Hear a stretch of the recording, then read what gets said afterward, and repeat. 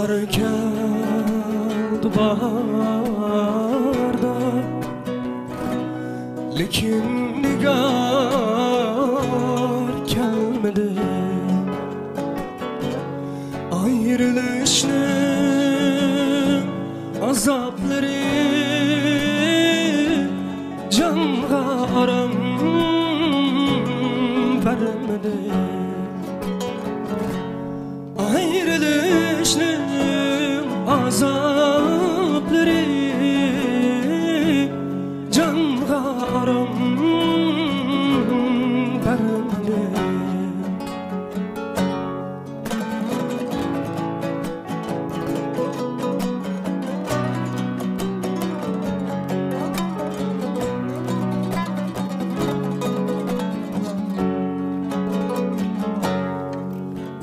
Sevgi tek çaydı,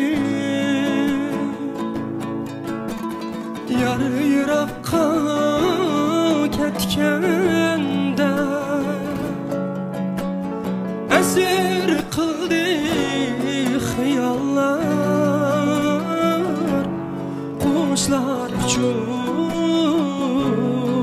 ötkende esir kıldı hayallar, kuşlar uçup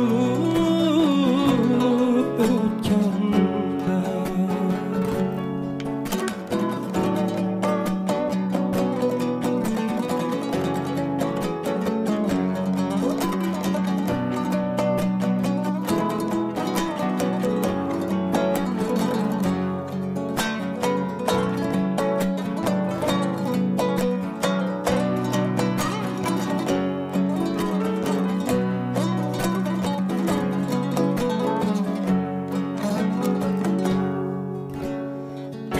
Mürdüm yar yolunda, kuyaş külgen seherde. El mürdüm